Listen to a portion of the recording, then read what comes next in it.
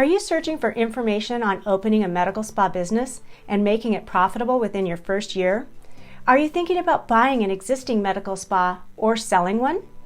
In this video series, we showed our social media audience how to succeed in their business journey and sound, timeless strategies we've been using for over 20 years. We've used all these strategies to grow aesthetic medical practices to seven-figure sales and beyond. We've decided to post this valuable information on YouTube because these timeless strategies might be just the thing you need to grow your business and succeed in the coming months and years. Hi everybody, Kelly Smith here with Projected Growth Consulting, and I am excited to see you for another Tuesday. We're getting through February here. I know things are picking up at most of the offices that I work with, and we are doing a lot of events, so I am happy to see the market picking back up as it always does in February, just a few weeks after we want it to. But as things are getting back to normal in the market, it's been really my pleasure to get to talk to so many of you and find out what's working, maybe where the challenges are, and how we can help you here at Projected Growth Consulting. You know, the reason for our Facebook Lives and for our private group is to give you guys as much information as possible to set you up for success and profitability, because proven systems create proven results. And that is really some of the key takeaways for our session today. I know last week we talked about accountability and motivating staff, and I want to get into some details today. So here we go, guys. This is what I want to get across to you. Number one, why should you know your numbers? That's a really good question to ask yourself. Why know your numbers? Number two, which numbers do you really need to know? Which numbers are important? And three, then what? As I work with my executive coaching clients, the first step we do is we really grab numbers and analyze. We look at monthly revenue by profit center. We look at production by staff member, by day, by hour, by week, by month. We look at capacity analysis. We look at expense benchmarking. We look at leads and how many are coming in. We look at return on investment for marketing. Why do we do that? Well, the first thing we need to do is gather information. And you guys know that. If there's a challenge or a problem, or you just want to take things to the next level, you have to gather data and see where are we doing well and where do we need to improve, which is why I want to talk to you today. Number one, why know your numbers? The reason why you want to know your numbers is you want to improve, and you can't improve what you can't track. You can't fix what you can't identify. So the reason we want to know your numbers is to get clarity as to where the challenges are or the opportunities are to grow your revenue or your profitability. Number two, we talk about which numbers, and that is going to vary a bit depending on your size and your goals and what's going on in your particular company. But those are going to be your KPIs, your key profit indicators. And those I like to identify individually with my coaching clients. Now I'm going to go over the basic ones today, but you can get very global or extremely detailed with your KPIs, which bring you to the next thing, knowing industry averages. What should your expenses be running in a percentage? What should your cost per lead be? What should your conversion ratios be? Those kinds of benchmarks, whether it be expenses or performance or return on investment or multiples of staff, their productivity, those are key things to identify, and that is what I'm going to talk to you today. I'm going to give you a lot of examples of that. So number one, why know your numbers? So you can take action and know where to take action to improve performance. Two, which numbers? Well, the KPIs and the industry benchmarks will all be dependent on whether you're focusing on operations, marketing, finance, whether we're looking at sales issues. This can vary, and this is where I think it's really important to identify which KPIs, which benchmarks, which expenses are you going to focus on, because that brings us to then what. Then what is implementing small changes on a regular basis consistently to get the change you want in your revenue, your sales, your income, your top line, or your expense management, or your net profit, or maybe you're looking at KPIs in the marketing and the conversion, the cost per lead, the average ticket. those kinds of things. So that third part is where the rubber hits the road. That's where you create standard operating procedures or processes so that you can meet those goals or those concerns. And that's where tracking comes into play and management in a scalable way to make the changes you want. So it is a chore sometimes to pull these numbers together and to take the time to think through what you really need to know. It does vary based on different practices because there's always your marketing, your operations, and your finance parts of your business. And so sometimes these challenges will be more in one area than another. Let's say it's really in marketing and you truly don't have enough leads and your conversion process, your sales training could be improved. And that way we would be looking at marketing ROI. We would look at what is the cost per lead? What is your conversion ratio on email and phone? What is your closing consultation ratio? What is your consult show-up rate? How many consults do you need a week to fill your business? What is the lifetime value of a client? Where are we trying to go with different retention ratios and things like that? So I know we talked about this before, that the common KPIs that are going to be in that marketing section are going to be those things. What is the cost per lead? How many leads do you need? What is your conversion ratio online and by phone? Of that, how many show up to the consultations, and then what is your closing ratio? Then we move into what is your average sale of a consultation. We move into things, then what is your upsell and resell? Where are your retail service ratios and those kinds of things? Those are all going to be in that marketing. How do we set up the management of them? How do we consistently do the marketing? How much do we spend and what is our return on investment? Where are we not meeting the critical industry benchmarks to know we can do better? Let's say you're sending out email marketing. Is your open rate better than 20%? Is your opt-in rate more than 2%? These are numbers that you need to know. And many of you I know already have my book, Top 10 Profit Killers, but all of these ratios are outlined in here in a step-by-step method so that you can implement the necessary changes. So whether you've got a marketing issue or a conversion issue, sales training issue, maybe you're not making good promotions, maybe you're not understanding how to measure your ROI on your marketing, everything you need to know is in here. And if you go to Projected Growth Consulting, you can get a free book by clicking the information on the free book offer and filling it out. We are here to help. I want to save you the school of hard knocks and get you profitable and successful in this industry, because we know it's a very competitive industry and there's new information all the time. So we need to know the basics. Many of you guys were with me on the Facebook Live when I shared what a wonderful industry we are in. And I think that this is really important for you to understand. The U.S. industry for cosmetic elective surgeries or elective cosmetics is over 16 billion with a B. Now the elective number of services that are done in the U.S. are over 15 million a year. We've talked about that women take up 92% of the market. We've talked about 91% of the market being between 30 and 69.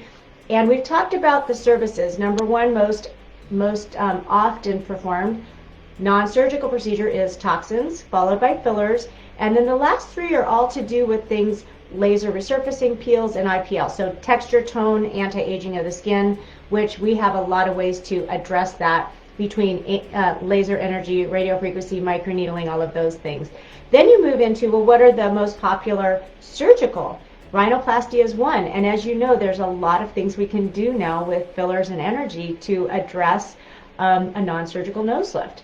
Nose lift, facelift, rhinoplasty. You can make some subtle changes on noses that may not require surgery. Then we move into blepharoplasties, upper and lower. We now have things out there on the market that can help us do this without surgery. That's the second most popular surgery. Then we move into face. Again, between injectables and energy and microneedling and RF microneedling and the different minimally invasive options we have a lot of options to facelifts. And that brings us into lipo. Then we go into our things like fat freezing, fat melting, cool sculpt, end sculpt, evolve, all those different ways of treating the body. And then we move into breast being the number 5. And a lot of people are doing some fat transfers and things like that instead of necessarily surgical obs. So if you're new to this industry, you know that these top 10, 5 elective non-surgical and 5 surgical, these are where your clients are wanting to improve themselves. So it's important for you to understand where the market's at and what they're looking for when you look at your capacity and things like that. So with my executive coaching clients, once we go through and we identify and benchmark their expenditures, we look at, are you over or under? So rent should be about 5% cost of goods. If you're under that, great. If you're over that, we need to bring your revenue up in order to support that. Another one is marketing. I get this question all the time. For your practice, if you're up and running actively, typically you want to budget about 5% of income towards keeping your market share. So for every 100,000, you're looking at spending about that rate of 5%. Now what I'm noticing is a lot of times we'll drive marketing percent of income down even lower than that. Studies really do show that you need about 5% of your income towards marketing. Now, that is all of your marketing. So that includes, what does it cost to have your website up and edited? What is your SEO running? What is your social media, if you're doing paid or if you're paying someone like us to manage your social media for you? All of those things go into your marketing cost of goods. Your email system, you can even look at your labor if you need to, and look at that in terms of your total marketing costs as well. A lot of people don't take that last step. If you're outsourcing it, it's easier, but if you've got someone dedicated part-time or full-time, take a look at that salary and see what you have going. Now, if you're a startup, obviously your revenues are lower. Up to 20% of income can be required for the first 6-8 months to get a business off the ground, to get enough leads and to get a lead list going and to get people coming in and to get the attention that you need, which typically is going to start out with a pay-per-click AdWord scenario, as well as some paid social to build your marketing list. And then of course that has a lot to do with your quality of your website. Hopefully it's written in a conversion-based language, as well as being optimized for mobile, as well as laptop or desktop viewing, because that is what gets a new business up and rolling. So knowing what your startup costs are going to be for your injectables, your retail, your equipment is one thing, and that's very important, but the marketing startup costs can often be overlooked. You might wonder, well, how do you create that kind of budget? And it's all to do with what the cost per leads are in your area, how many appointments you're trying to set, what sort of volume you're trying to create. 5% of $1 million is a lot less than 5% of 100,000. So it really is a numbers game, and that's where we get back to why know your numbers. Not only do you need to set your monthly goals, of course, for how you're going to get your revenue, even by service when you plan your year out, but you really need to know, how many leads do I need? How many appointments do I need? And that's going to come down to those numbers. What is your conversion ratio of your leads? What is your closing ratio of your consultations? And that tells us what you might need help with, because maybe you need sales training so that your conversion is better and your consultation closing is better. Maybe you need help getting more leads because you're simply not getting the quantity necessary to convert your pay-per-click at 50% and then another 50%. Typically with pay-per-click, when you do paid pay-per-click AdWords, people are looking for the solution online when you pop up. That should be about a 50% conversion ratio. If they click on the ad, go to your website, look at your website, 50% of them should take the next step of reaching out to you. And that is your job then to talk to them on the phone and convert another 50% of them into appointments. Then we come to the consultation. If you're not closing over 50% of your consultations, you need consultation training, structure, and coaching. You need to go through our closing consultation and conversion course online for the most immediately available training at the lowest cost per possible, or if you want us to do some online virtual sales training with you with role playing for specific services, we're here to do that as well. So you need to know your KPIs so that you can then hone in on what is it going to take behavior-wise to improve that performance. So here's an example of, say, the financial benchmarks. You obviously want to know what you're selling per week and what your monthly goals are. You want to know those by different services and products. You also really want to look at what % of my income is coming from retail. Did you know that retail should make up at least 10% of your overall sales? If it doesn't, then we need to get that number improved. First, we look at your inventory. What are you selling? What are you not selling? Do you have too many SKUs, not enough SKUs? We really like to do the 80-20 rule. Let's look at what you're selling the most of and slim down the number of SKUs typically, and maybe add some other lines in there with their superstar products so that your staff is really excited about your retail. That's one thing we can learn with a retail analysis. The next thing we can learn is, have you set goals for your esthetician, for your injector, for your laser technicians? Do they know what their goals are, service to retail? With an injector, I really want 25% of their services to come from retail. With an esthetician, I want 50%. With a laser technician, somewhere between that 50 and 25%. That is all, those are numbers you need to know, and you need to know that when you hire someone or when you're motivating them on performance. Now, why retail? Retail is an interesting thing to talk about. Number one, if you're going to a med spa, you're paying for expensive services, and you want to optimize your results, maintain your results, and make sure they last as long as possible. We want to set people up for success. You can't go to the dentist once or twice a year and have your teeth cleaned and not brush your teeth every day at home and expect to have good dental hygiene. That is really the same thing when we talk about skincare. Now I'm talking about medical grade skincare. If you're going to come in and do IPL lasers, for goodness sake, let's make sure we've got a great SPF on every single day at home that feels good and looks good. Let's make sure we're using some sort of a peptide or serum with some vitamin C to help with the pigment regulation as well. Maybe we're even doing some pigment inhibition with some of the different products that we have to inhibit the production of melanin. If I come in and I'm sold a series of lasers, it's the technician and the doctor's job to tell me, here's how to prep your skin.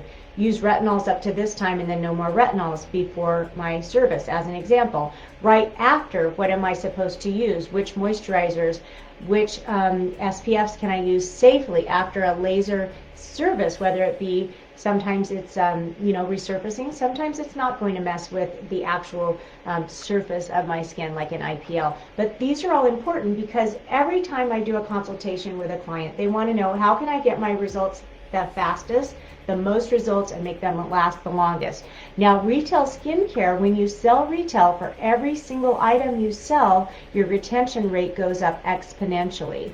And that is why it's so important to sell retail.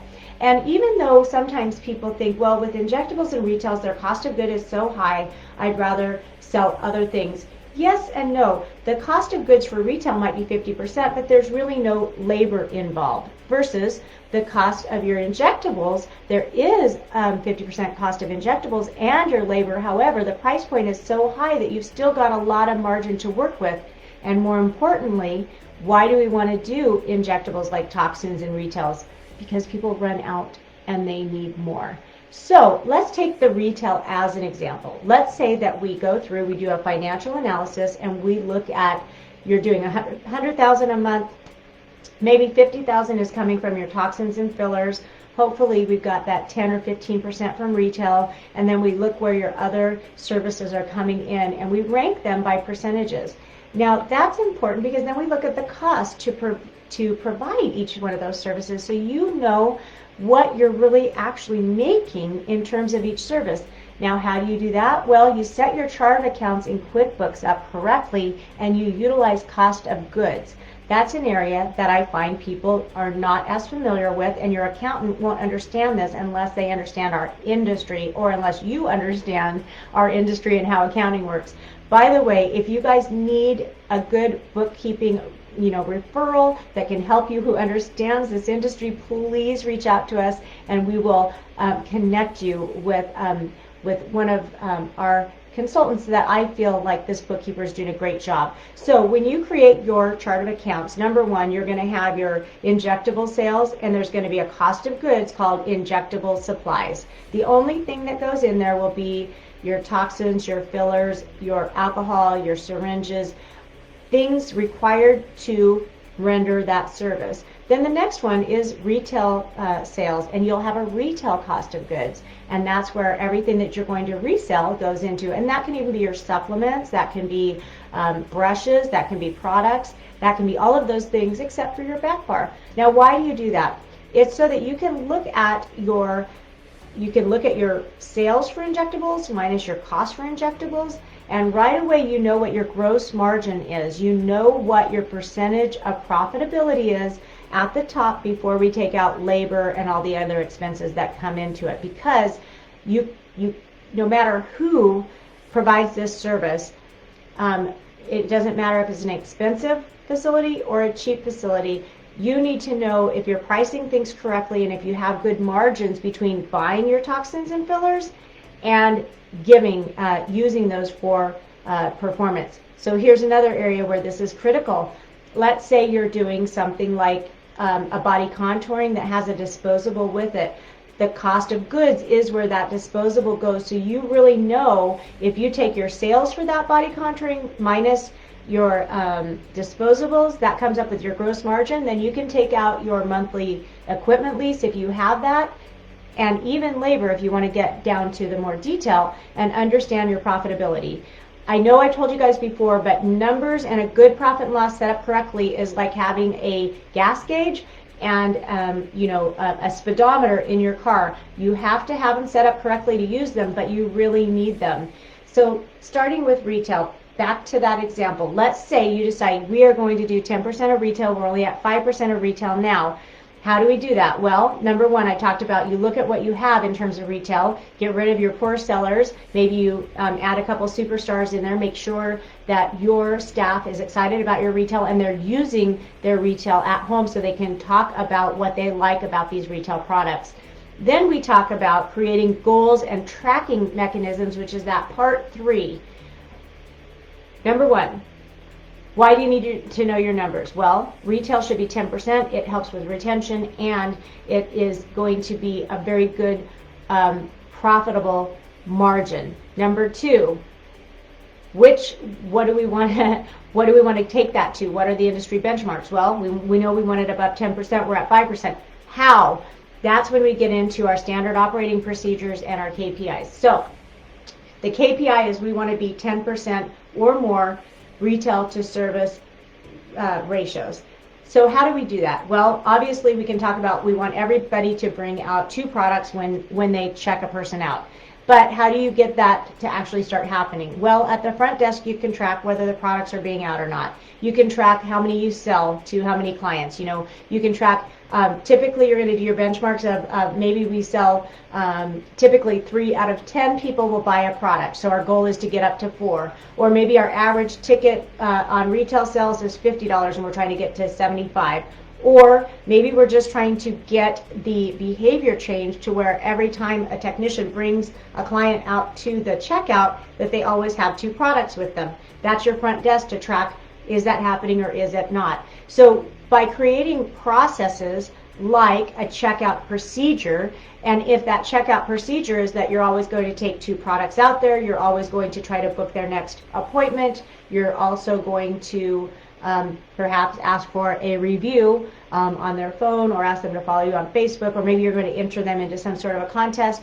Whatever those steps are, they need to be documented, and then they need to be followed up regularly at your team meetings, because it's all in the implementation. So step 1, yes, we want to go through your sales by month. We want to understand your seasonality. We want to create that cross promotion to sell the desired things during the desired parts of the year. We really want to sell laser hair removal during the spring or winter so that people can enjoy it during the summer. We want to explain that summer bodies are made during the winter. We want our cross promotions to guide people into that conversation. You all know the rule of 7. People have to see things an average of 7 times before they respond. So when you advertise in the early spring and winter these body contouring types of promotions, it's really important to highlight that those results are going to show up in the spring and the summer. It's good to put a cross promotion that makes sense. That gives you your talking points. That's basically giving permission to share stories about people's successes, which is the softer way of selling.